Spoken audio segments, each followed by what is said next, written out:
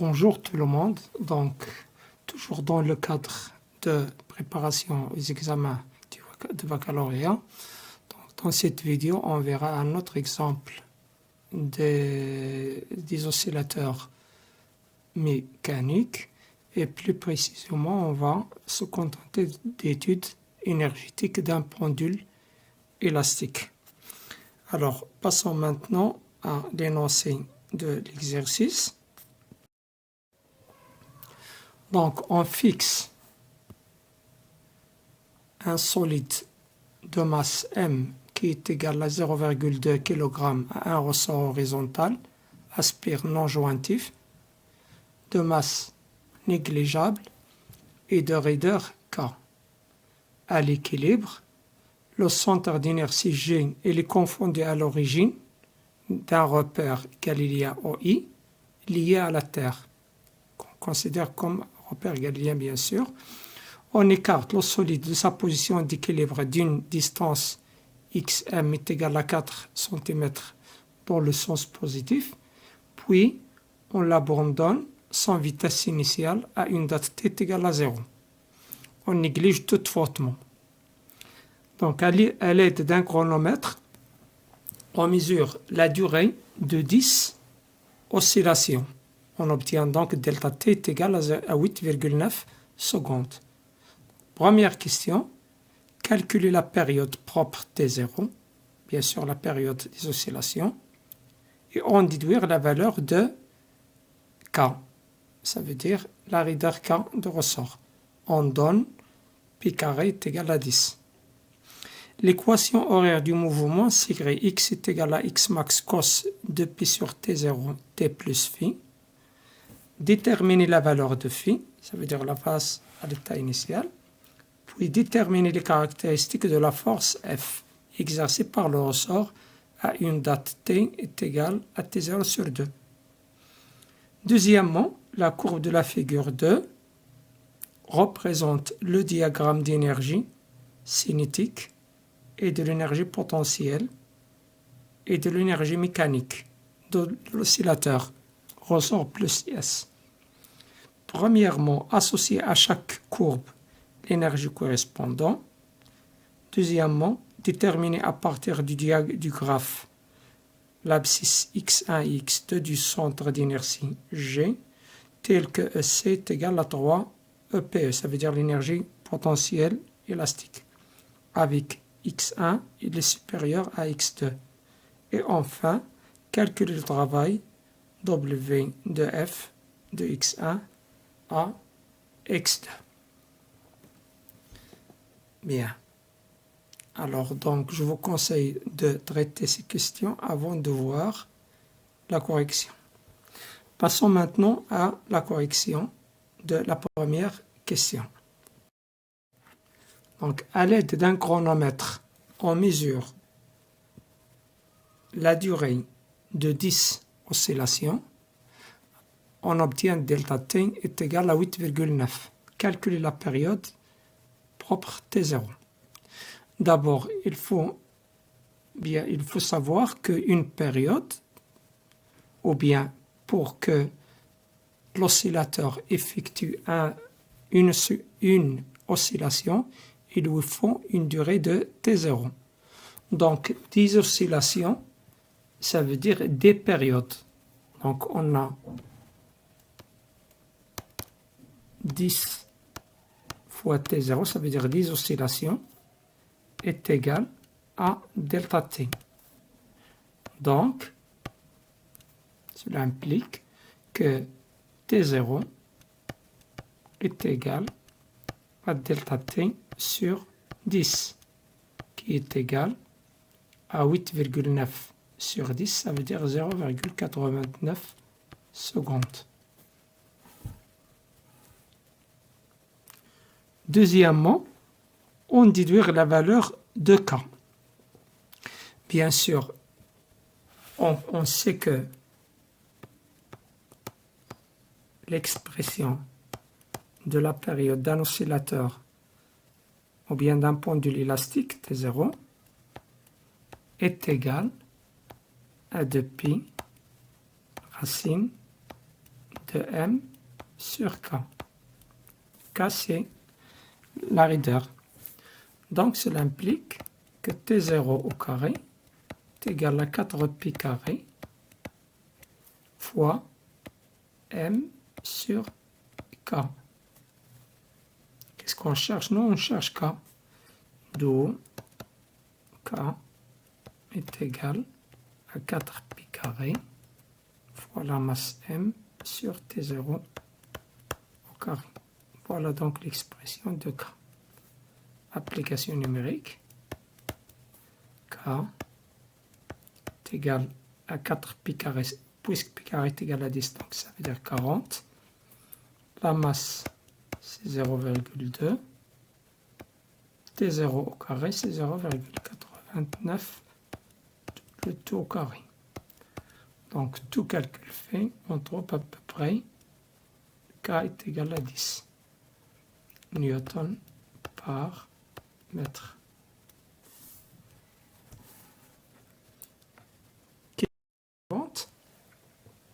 L'équation horaire du mouvement s'écrit x est égal à x max cos de p sur t0 t plus phi.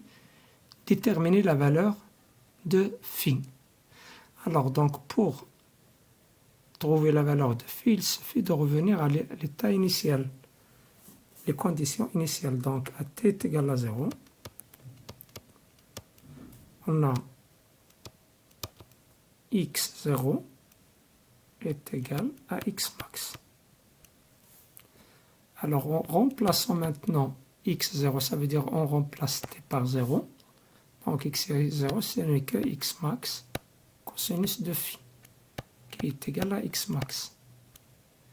Donc, cela implique que cos phi est égal à 1. D'où phi est égal à 0. Donc, ça veut dire, donc, l'équation horaire s'écrit x de t est égal à x max cosinus de pi sur t0 t. Numériquement, la valeur numérique, c'est 4 fois 10 moins 2 cosinus de pi sur 0,89 t.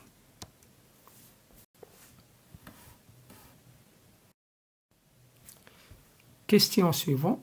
Déterminer les caractéristiques de la force F exercée par le ressort à une date t qui est égale à t0 sur 2. Alors, on sait que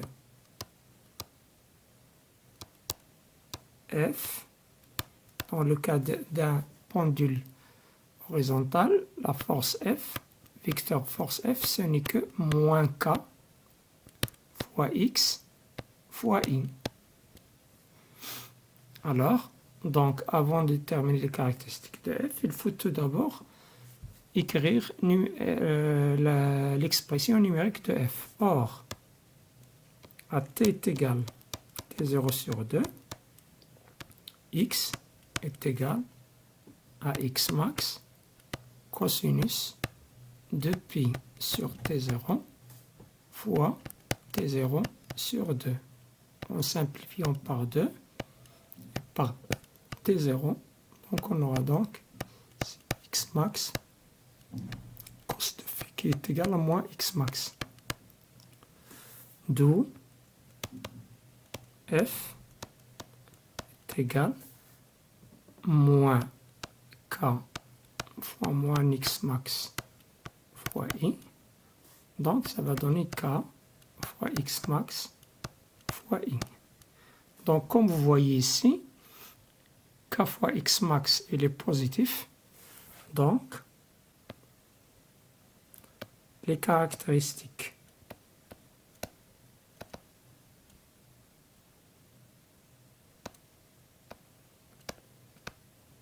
de f sont 2 points.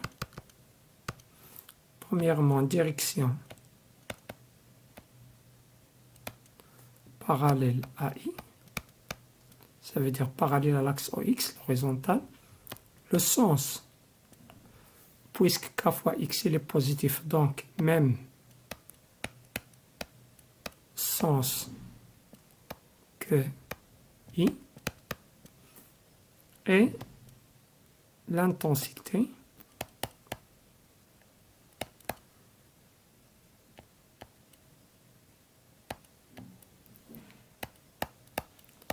F est égal à K fois X max. Ça veut dire K c'est 10, X max 4 fois 10 moins 2, donc c'est 0,4 newton.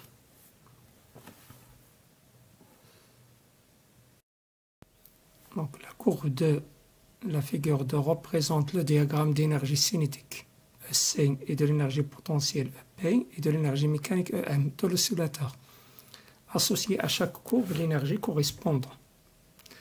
Alors on a ici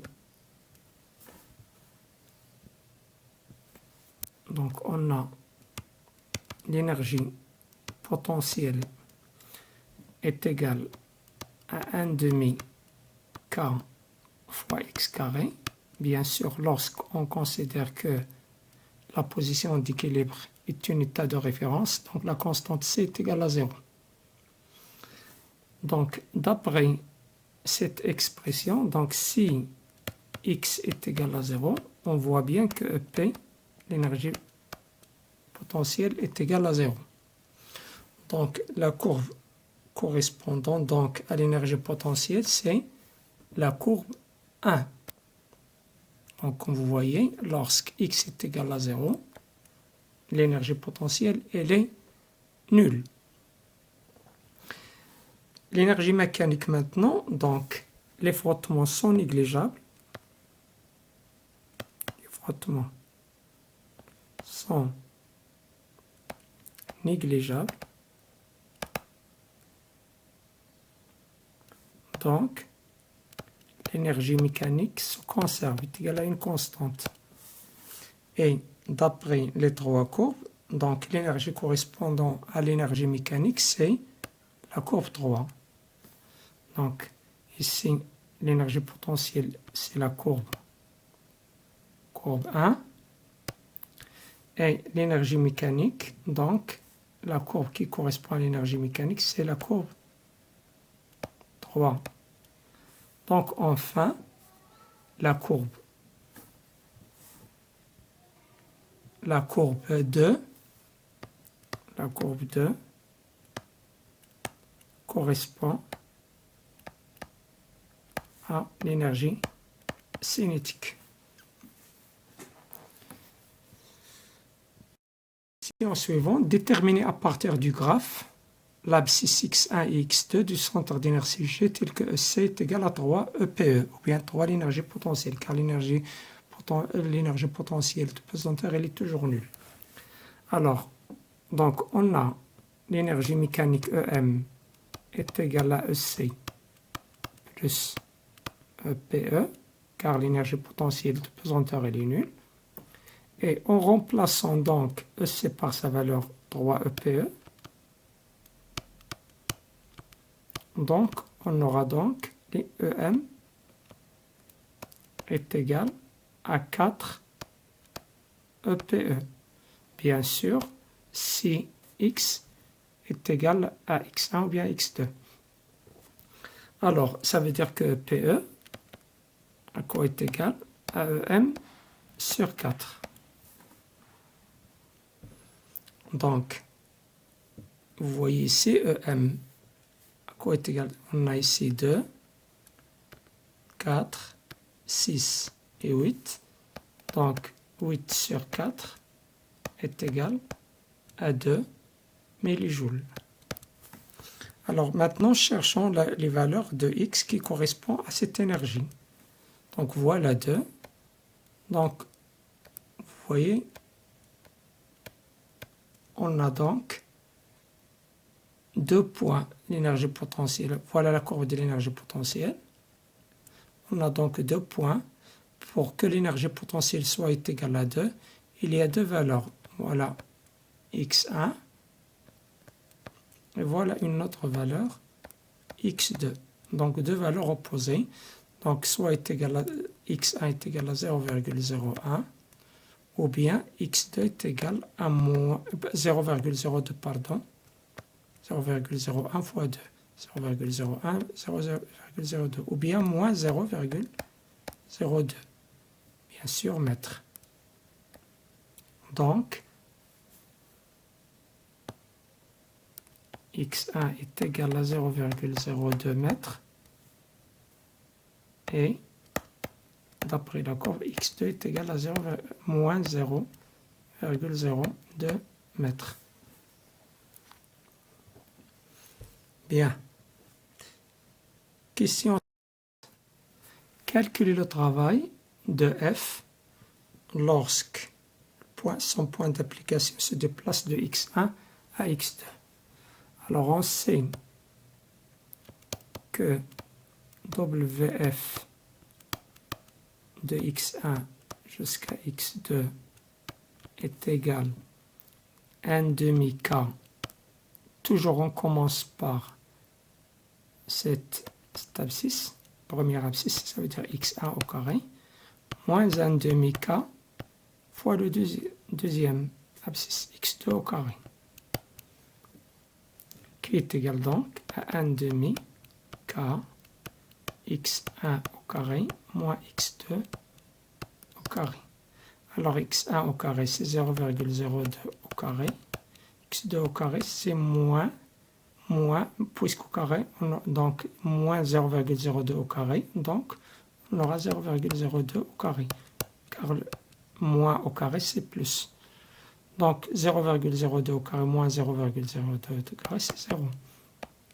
On aura donc ce travail est égal à 0. On peut aussi calculer le travail en utilisant la fameuse relation entre le travail et la variation d'énergie cinétique, moins delta EP. Delta EPE, qui est égal bien sûr à moins E PE final, ça veut dire EPE2, moins EPE initial, EPE1. Donc, est égal à moins, entre parenthèses, EPE2, c'est 2 millijoules, moins EPE1, c'est 2 millijoules. 2 moins 2, c'est 0. Merci de votre attention et à la prochaine vidéo, Inch'Allah.